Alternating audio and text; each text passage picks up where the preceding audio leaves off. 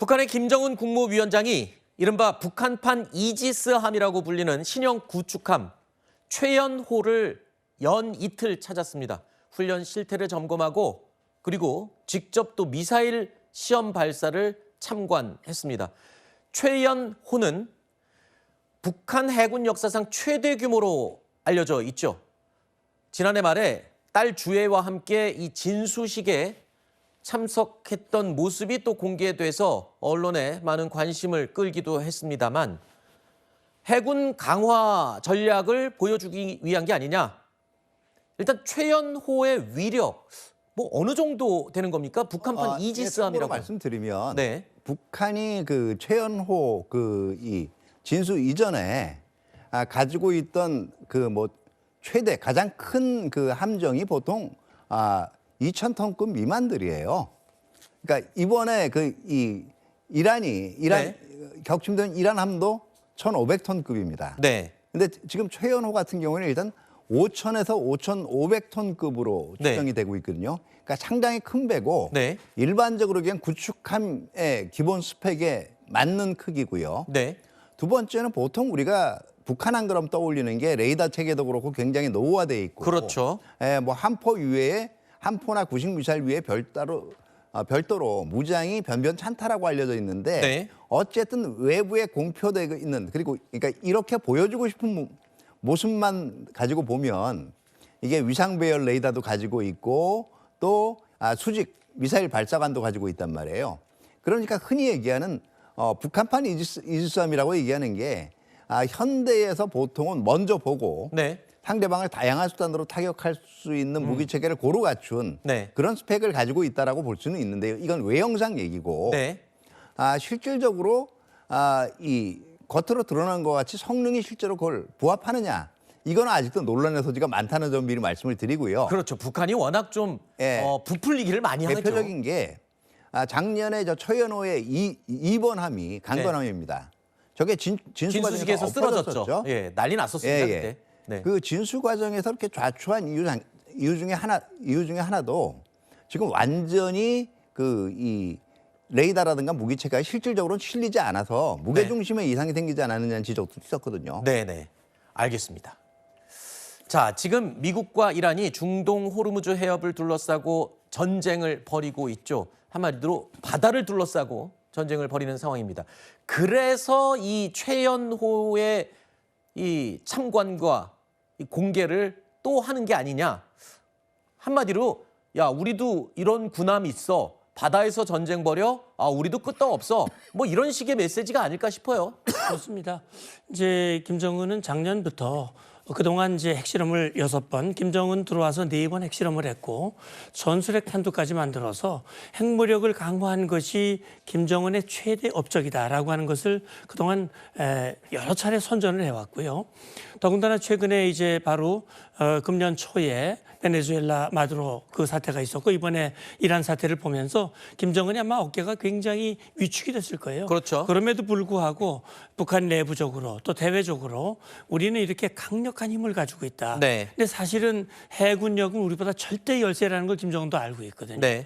이걸 빨리 극복하려고 5년 이내에 최연 강건과 같은 것을 5년에 2차씩 만들겠다라는 네. 얘기인데 이렇게 이제 뭐 과신을 할 수 있겠으나 네. 과연 북한의 경제력으로 만들 수 있을지 네. 과연 그렇게 되면 북한 주민들은 얼마나 어려움을 당할지 네. 이런 것들이 오히려 걱정이 앞섭니다. 네. 일단 김정은 위원장, 북한에서는요, 이 이란 상황에 대해서 주민들에게는 이런 방구 언급을 하지 않고 있습니다. 하지만 최근에 부쩍 이렇게 무기 시찰 그리고 무력 내용에 대해서 적극적으로 홍보를 하고 있습니다. 나 괜찮아. 난 끄떡없어. 뭐 이런 거를 보이기 위한 게 아니냐 이런 해석이 가능할 것 같은데요. 지난 3일에는요. 각급 부대 저격수들의 사격 경기를 또 관람했습니다. 북한은 앞서 미국과 이스라엘의 군사 공격에 대해서 가장 추악한 형태의 주권 침해다라고 밝힌 바가 있죠. 이후에 나흘째 조용히 침묵을 유지하고 있습니다. 지금 이러지도 저러지도 못하는 게 아닌가 싶은데요. 자, 공개적으로 군사 행보에 집중을 하는 것 같습니다. 하필 이 시점에서요, 이 저격수들의 사격 경기를 관람을 하고 또 최연호의 미사일 시험 발사를 참관한 거. 뭐 이게 결국에는 지금 불안감의 표현이 아니냐라고 해석이 가능할 것 같습니다. 당장 우리 다음 주에 한미 연합훈련, 이 방패 훈련이 열립니다.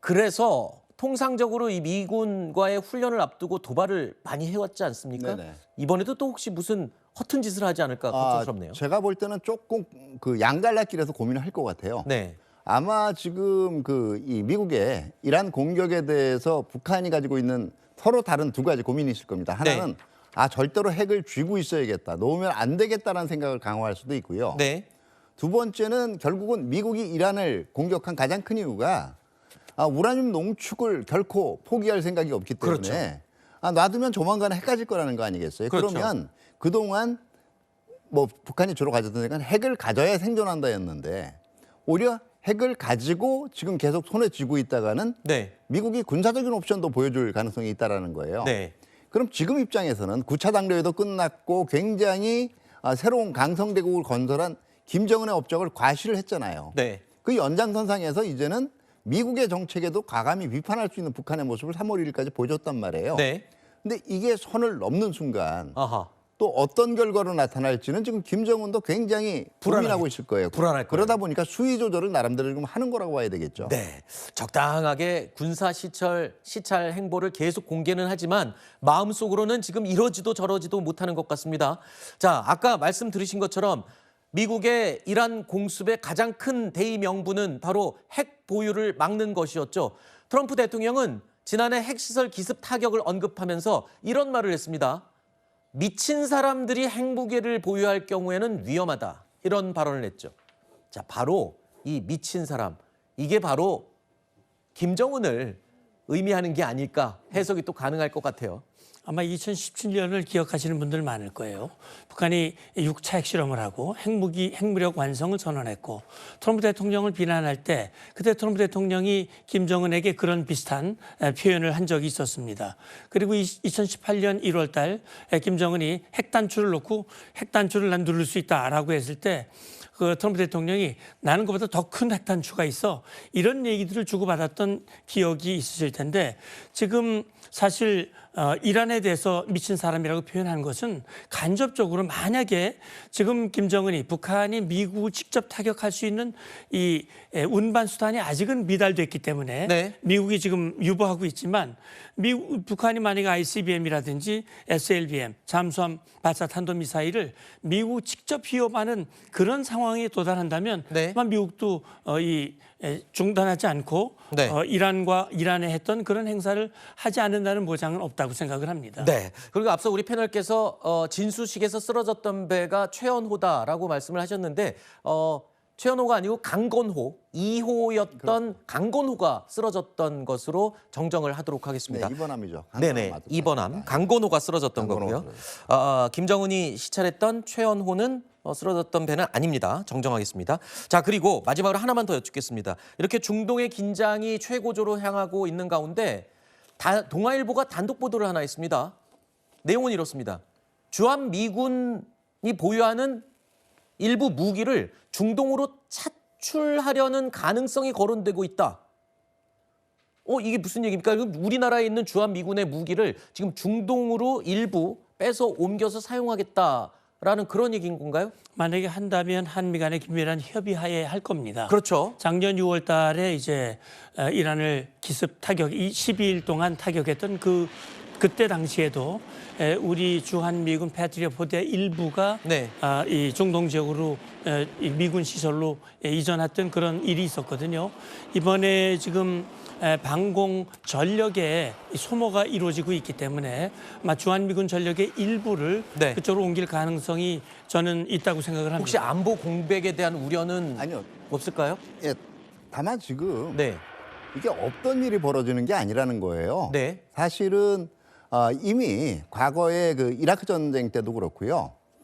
미국의 이 전력들이 그러니까 뭐 특히 중동적이나 이런 전력 지역에서 좀 예비 전력이 더 필요하다는 거 할 때 한반도에 있던 주한 미군 전력의 일부가 이동한 사례들이 있어요. 아, 그래요? 근데 그 동안은 네. 이제 지금 이 이동한 전력만큼의 대체 전력이 제공이 되어 왔었거든요. 네.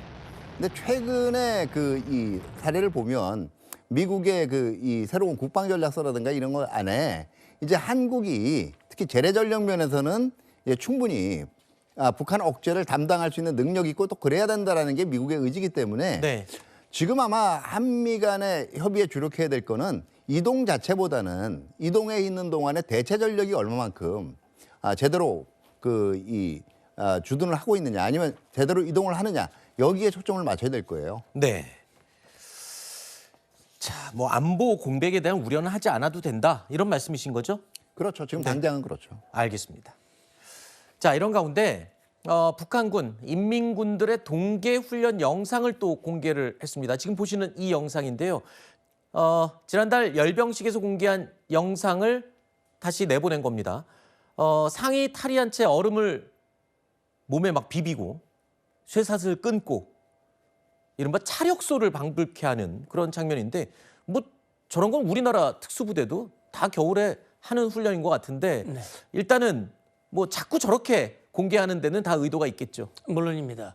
그러니까 지금 이제 이 러시아 그 전쟁에 파병한 인원들이 특수부대 출신들이거든요. 네. 그리고 그곳에 가서 많은 인원들이 희생이 됐죠. 김정은이 그들을 영웅화하고 그들의 위력, 그들에 대한 김정은의 애정을 이제 표현하고 있는데 네. 지금 그렇지 않아도 베네수엘라도 그렇고 이란도 그렇고 사실 일종의 참수 작전이 벌어진 거거든요. 그래서 이 특수부대들이 김정은, 다시 말하면 북한의 어떤 지휘부를 보유할 수 있는 그런 강력한 역량, 특수 역량을 우리는 가지고 있다. 그러니 감히 우리를 향해서 그런 시도를 하지 마라라고 하는 것을 대외적으로 보여주고 내부적으로도 김정은의 군대, 김정은을 보유하는 군대는 이렇게 강력한 군대다. 그리고 이들의 위력은 이렇게 놀랍다. 라고 하는 것을 내외적으로 선전하고 그 결과적으로 이 모든 공적은 내가 한 거야. 내 힘은 막강해. 이런 것을 과시하는 그런 움직임으로 해석이 됩니다. 알겠습니다. 근데 저게 오히려 우스워 보일 수도 있을 것 같아요. 네. 우스워 보일 수도 있는 게 네. 요즘 이래 주로 어떤 메시지를 보낼 때 보내는 건 결국 첨단 무기라든가 시스템 위주의 군사 능력이거든요. 그렇죠. 만약에 특수부대 가지고 다 전쟁이 끝날 수 있으면 네. 세계 모든 국가들이 다 자기네 정규군을 특수부대로 메꿨을 거예요. 네네. 근데 저렇게 근육이라든가 개인적인 완력을 주장하는 걸 통해서 얼마만큼 상대방한테 그렇죠. 메시지를 보낼 수 있을까는 제가 볼 때 좀 의문입니다. 그렇죠. 그러니까 시청자 여러분도 아실 겁니다. 앞부분에 위성과 AI가 동원된 최첨단 전쟁을 이야기하다가 북한 얘기로 가니까 근육질의 특공대가 나와서 사슬 끊는 거를 보면 과연 저게 21세기 현대전에 어울리는 그런 무력 과시인지는 뭐 누가 봐도 다 느낄 수가 있겠죠.